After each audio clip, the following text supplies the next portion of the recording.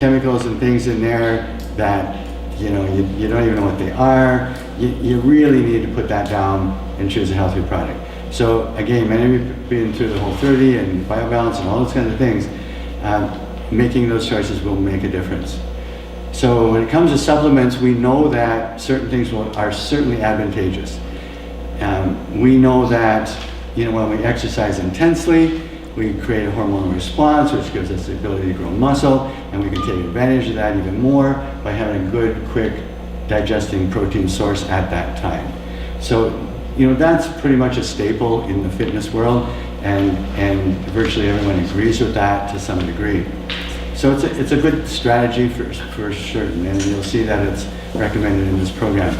So when you're choosing supplements, in the Whole30 or whatever, I always joke, don't run to GNC and buy everything that's 50% off the second one and stuff like that. You need to buy things that are healthy. You might already know that I'm somewhat of a fanatic, and I try to have the healthier products that I can get, and so the ones that we have here are healthier choices. You need to pay attention to that if you're going to be doing those things all the time, because over time you're consuming a lot of chemicals that your body doesn't necessarily want or need. So it's something to think about. So protein powders, so we know that that's a great strategy, and whey is very, very common because it's fast digesting. So you'll see in the program that the whey and the casein is suggested. Some people already know that they have difficulty digesting dairy, and for that we have a beef-based protein that is also fast digesting. So the benefit of having it is there, and if you are unable to digest dairy, I would just automatically switch to the beef protein and call it good. If you cannot digest dairy and the casein is recommended for the evening, then you could still have some protein. It could be a whole food source, which is not going to digest very fast, or it could be another beef protein shake because it's a little bit easier to have close to bedtime. A liquid meal usually digests or leaves your stomach within an hour, and real food's going to take more like 2 hours or more, depending on how much it is and the type of food. So the strategy there with the nighttime protein is that if it's a slow digesting protein, or there could be like a volume thing there, but the slow digesting protein, the goal is to have your muscles, or the theory, or the working theory that we're using there, is that while you are recovering and sleeping, your body is recovering. You're building muscle. And when we exercise, our muscles are immediately catabolic, meaning breaking down, and then they go through a cycle and they start to build up. And so the theory is that let's be catabolic, breaking down as little as possible, and be anabolic, building up as much as possible. So it's a kind of an age-old strategy coming from bodybuilders, where they just have almost that steady drip of protein throughout the night. Most of you probably already have a great idea whether you can digest dairy or not, and so just do or experiment with whatever works for you. Digestive issues are not part of a normal human's life, so if there are those, try to determine why. So then multivitamins, I always say that we don't live in Garden of Eden. We don't generally eat as many vegetables as we should. A multivitamin mineral supplement is really just an insurance policy that you're getting the micronutrients and minerals that we need. The more fruits and vegetables that you eat, the more you will get of those things. You will find that in this program, it's going to suggest that you eat quite a few more vegetables than you're probably accustomed to, and so that's a good thing. Everywhere I go, everything I read says eat more vegetables. It's kind of universal. Fish oil, we have some wonderful brands here. If you're not taking fish oil presently, then you should do it. So there's a few things that we in our society should be doing absolutely, and it's well known that most Americans, I forget, it's 75 or 85% flip-flopped or whatever, but we're, I think it's about 85% magnesium deficient, and somewhere around there, 75% or whatever, vitamin D deficient. So there's a whole bunch of stuff about that. It's pretty well known and pretty well accepted. And again, we don't have perfect diets. So having those supplements are very, very wise, and it should just be a given. They're relatively inexpensive supplements, and you should do it.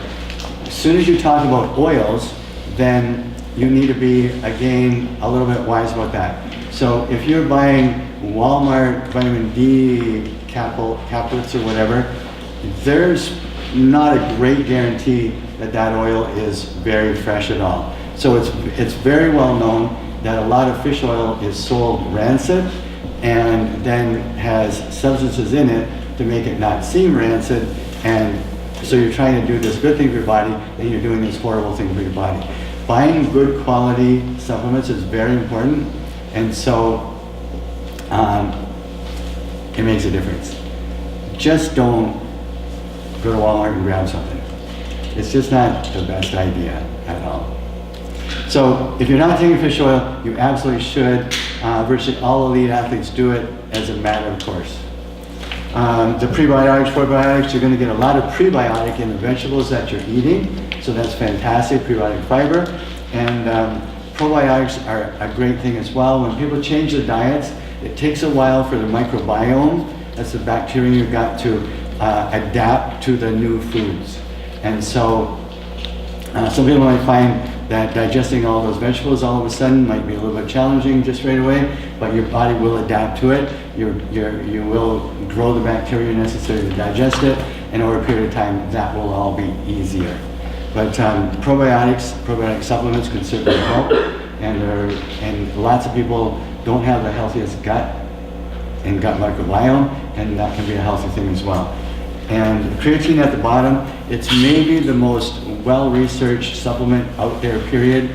There are literally thousands. Basically, no one can find anything wrong with creatine. Creatine, one, is good for your brain. Creatine is in meat. When you eat grass-fed meat, of course, then you're getting creatine. It's not some weird thing that someone invented. It's just a normal substance in real food. It's been studied a lot.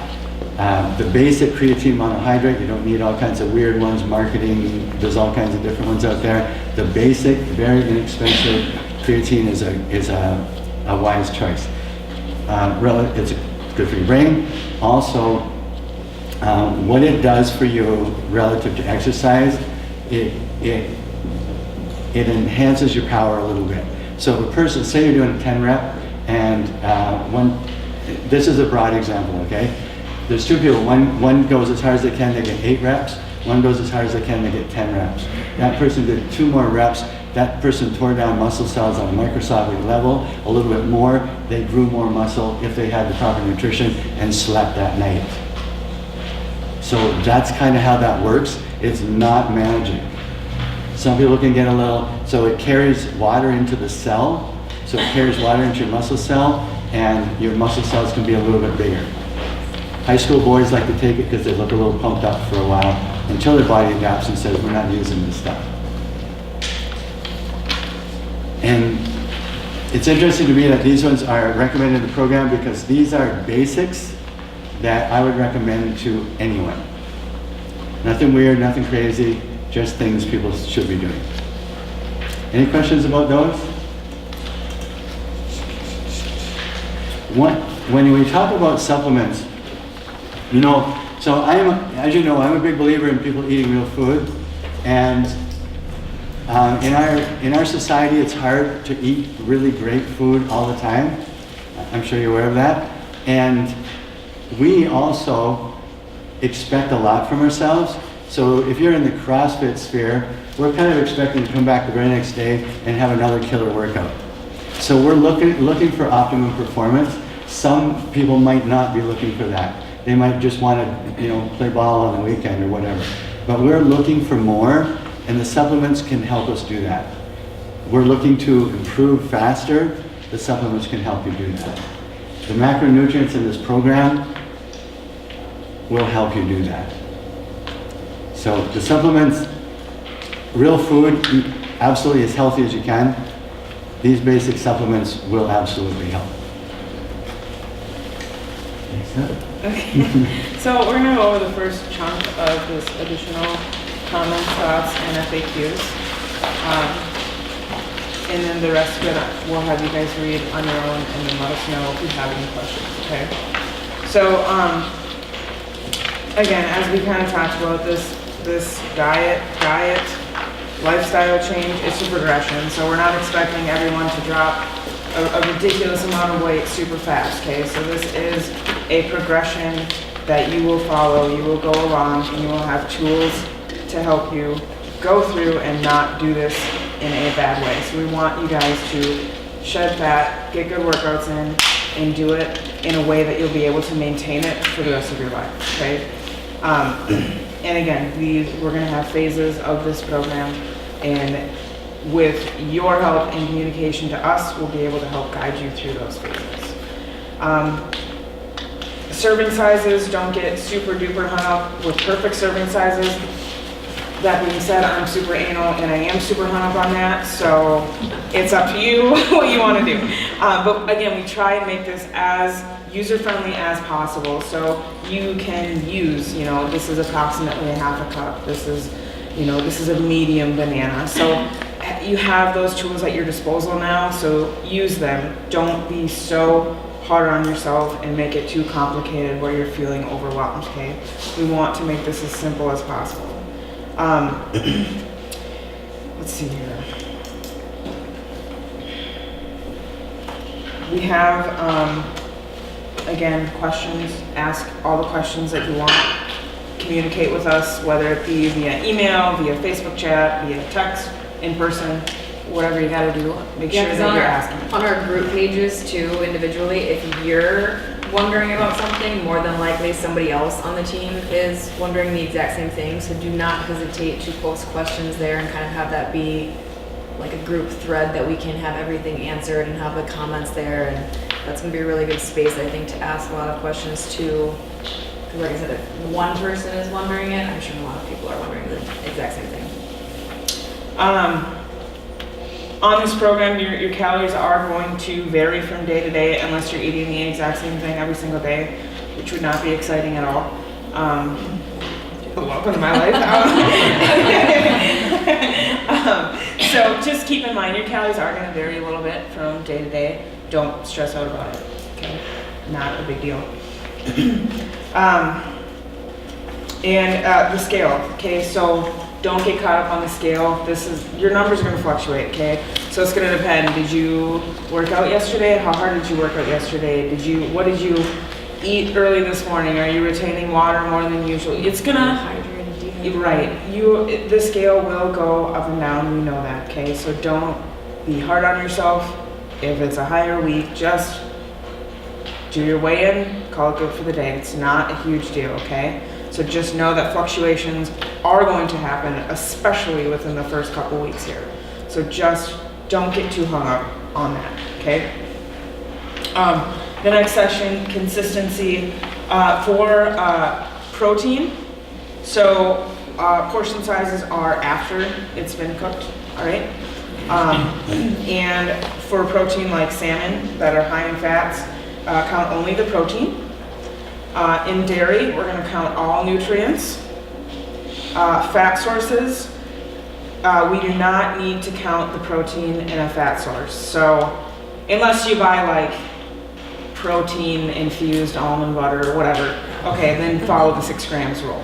But a fat source is not typically a protein source. So like, man, when people tell me I ate my almonds, so I got my protein today, that wasn't it. That was not your protein. So again, just count the fat in those sources. Carbs we touched on earlier. We're not doing net carbs. Count all carbs. Veggies, again, fresh are great, but if frozen work for you, wonderful. Just do whatever fits your lifestyle the best. Okay. Again, as easy as possible. And then I do want to talk a little bit. Yeah. So you'll see when we get to the template thing too, that for the veggies, we're just saying like 2 handfuls, 1 handful, you know, what's a serving. So again, you can go to your handy portion size to see like what a good serving is for veggies. But typically just like 1 cup equals 1 serving. So not all veggies are created equally. Some have higher carb content than others. We're not going to get super nitpicky and start counting the carbs in our vegetables unless we're gonna, for whatever reason, have like 5 cups of Brussels sprouts. Then anything over your allotted serving for that particular meal, let's say it was 1 or 2 servings, you would wanna count the extra grams of carbs, if that makes sense. But I don't know anyone that's gonna sit down and just have like 5 cups of Brussels sprouts on their plate. Okay, maybe a few of us will. Then we can talk about those instances in our team and how you would count those. But so, like let's say you're gonna make, you know, a meal and your plate is mostly protein, your 2 servings of vegetables and your carb. You're not gonna be counting your vegetables towards your carb unless you have just a plate of Brussels sprouts or some other higher carb veggie, if that makes sense. So we're not gonna worry about counting all of that unless it's over and above and you just really wanna like get all of your greens in for the day in one meal, then we would wanna count that towards some of our carb for that meal. Quick question, is there like an app or something you can recommend that would help kind of track the food or anything like that? It's all just kind of handwritten. Is there anything you guys use or you just handwrite? I just use the actual template. It'll make, we're Okay. gonna go over the template next. Okay, right. So the rest of these, you guys read these, let us know if you have any questions in these additional comments, thoughts, and FAQs, okay? So let us know if you need any help with these, okay? Let me jump in just 1 second. I think people might be confused about the vegetables and the carbs. All plants are carbs. Some are more fibrous, some are more starchy.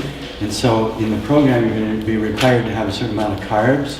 So the cups of vegetables being generally the starchy carbs, high nutrient value kind of stuff, is separate and apart from the carbs, if that makes sense. So you will have starchier carbs and carb choices, and that will be the carb amounts, if that makes sense. Where the vegetables are kind of like vegetables, the healthy vegetables, and the carbs are separate. Does that make sense? Because that's a little bit confusing, I think. Okay, so let's flip to the template page, the example. So these templates are based on when you are working out that day or if you are not working out at all. So we have non-training days and training days. So depending on when you're working out, depends on which template you'll follow for the day. So everyone will get all different options, okay, when we send you your templates of what time of the day you're working out and how you should eat appropriately. So these are centered around fueling you to work out harder and to be able to utilize food for fuel, okay? So on these, let's just go over a non-training day, okay? So for waking, the protein listed as 35 grams. So that is not 35 grams in food weight. That is 35 grams of protein, okay? If you have any questions with that, let us know, okay? So that is 35 grams of protein, not 35 grams on your food scale, okay? And then 2 handfuls of veggies, so 2 cups. And then for that waking, you would not get any fats or carbs, okay? For 3 to 5 hours, so again, that one has 35 grams of protein, 2 handfuls or cups of vegetables, and then a serving of fat. So 15 grams is 1 serving of fat and 25 grams of carbs. So with those carbs, remember, we gave you these super fun options. So you say, oh, I need this many, what is it? I need 25 grams of carbs. Like, what are some good options here that I can use? And you can flip to these tables, and these will help you with food options and portion sizes. So utilize these to make your life easier, okay?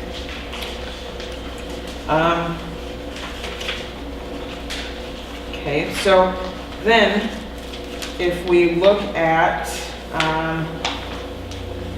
let's look at the training after one meal, okay? So just like our non-training day, okay, but we've added, you get a little bit more food those days that you're working out, all right? So you get some more carbs that day, and you get to time your carbs around your workout. So you'll notice you have the most carbs of the day after your workout, okay? And you do get a few before as well. But during your workout, we also do want you to have some protein as well. So whether you're having a little bit of protein in the middle of it or immediately after, that works too. Just let's get some protein in there, really closely timed to your workout, okay?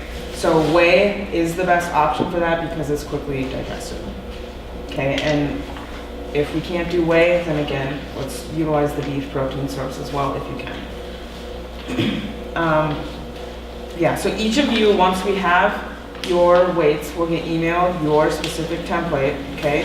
And you'll go through them and look at them, let us know if you have questions, what we can help on, if you need some help coming up with food sources, examples of different meals that maybe you need something, you know, for meal one that's on the go that needs to be not cold and whatever, you know, we can help you come up with some different options, okay? If you have some questions surrounding that. Yeah, if you have any questions right now, just taking a first glance at these templates. Other than possibly being completely overwhelmed.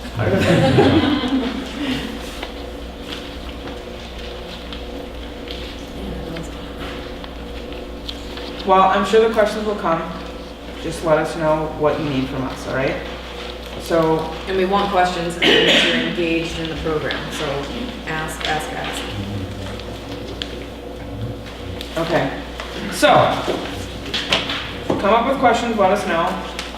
We will, let's see, you ready to divide teams? Absolutely. All right, we are ready to divide into teams. What we're going to do is divide into our teams. We are going to come up with a team name, okay? We are also going to have you write down your initial weight on